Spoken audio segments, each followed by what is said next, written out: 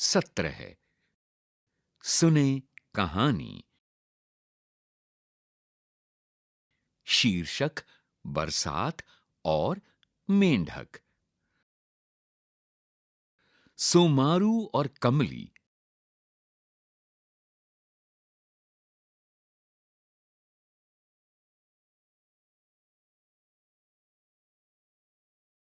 जंगल घूमने गए।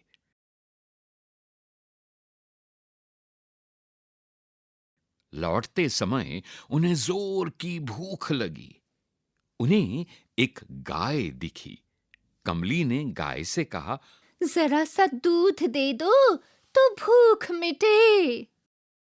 गाय बोली, मां, मेरे पास खाने को घास ही नहीं है।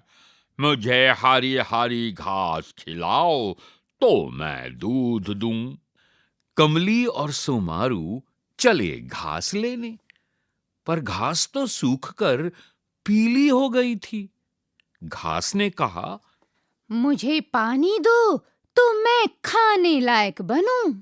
कमली और सोमारू चले पानी लाने, पर नदी तो सूखी हुई पड़ी थी। नदी ने कहा, बरसात हो तो मुझे पानी मिले। कमली और सोमारू चले बादल लाने, पर बादल तो बिन बरसे टंगे थे। बादल बोले, मेंढक टर टर बोले, तब तो हम बरसें। कमली और सोमारू चले मेंढक के पास। मेंढक बोले, हम बाहर निकलते हैं तो बच्चे हमें पत्थर मारते हैं। टर टर। जो हुआ उसके लिए माफ करो।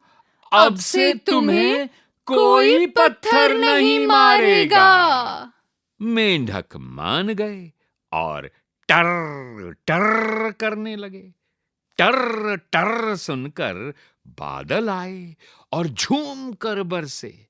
नदी में पानी बहने लगा। कमली और सोमारू ने नदी से पानी लाकर घास को दिया। घास हरी हो गई। दोनों घास लेकर गाय के पास गए। गाय ने घास खाकर दूध दिया। कमली और सोमारू ने दूध पीकर अपने घर की राह ली। लेखक साभार इकतारा।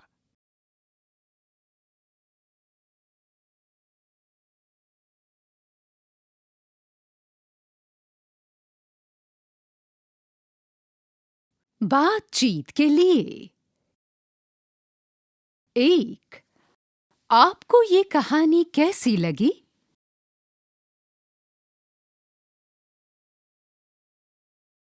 2, मेंढक सोमारू और कमली की बात क्यों मान गया?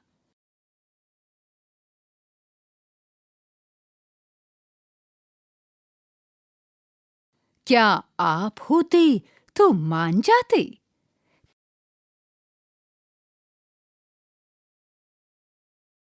3, कहानी से लिए इन वाक्यों को पढ़िए। क्या आपने कभी किसी मित्र के साथ ऐसा कुछ किया है जिससे उन्हें चोट लगी हो या बुरा लगा हो? मेंढक बोले, हम बाहर निकलते हैं तो बच्चे हमें पत्थर मारते हैं। दोनों बोले, जो हुआ उसके लिए माफ करो। अब से तुम्हें कोई पत्थर नहीं मारेगा।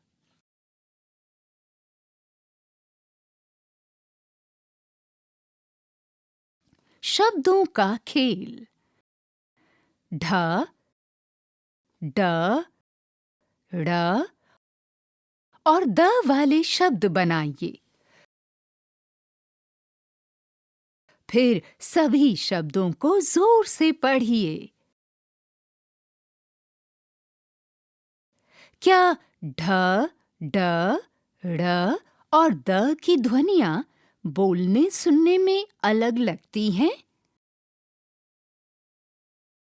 यहाँ पर 4 सूचियां दी गई हैं और चारों के शीर्षक अलग-अलग हैं। ढ वाले शब्द जैसे मेंढक उचित सूची के नीचे लिखें। ड वाले शब्द जैसे डमरू उचित सूची के नीचे लिखें। ड़ वाले शब्द जैसे घड़ी उचित सूची के नीचे लिखें। और द वाले शब्द जैसे बादाम उचित सूची के नीचे लिखें। चित्रकारी और लेखन। कमली और सुमारू ने घर जाकर क्या किया होगा?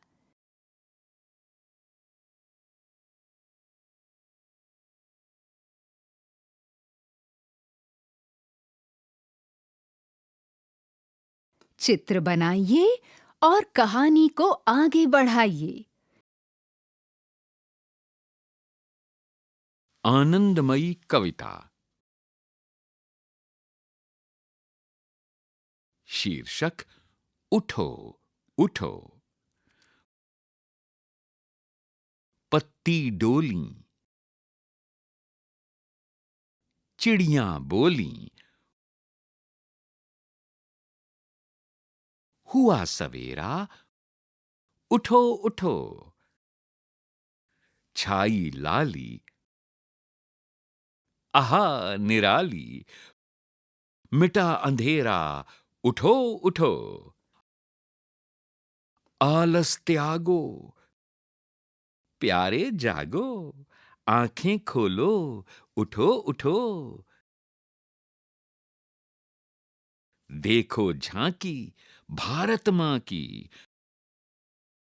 जय जय बोलो, उठो उठो। लेखक सोहनलाल द्विवेदी।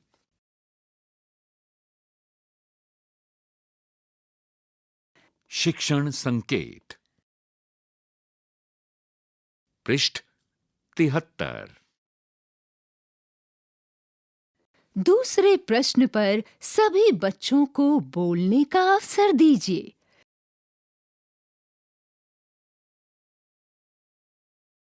कहानी के संदर्भ को बच्चों के जीवन से जोड़िए।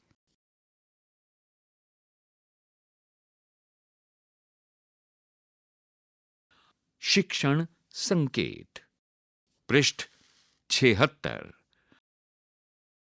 बच्चों के साथ इस कविता को हाव भाव के साथ गाएं।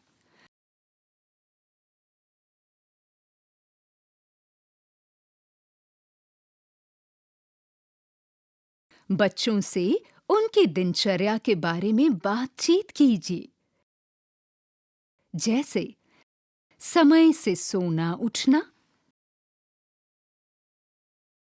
दांत साफ करना, स्नान करना, भोजन करना, पाठशाला जाना, घर के कामों में सहयोग करना आदि।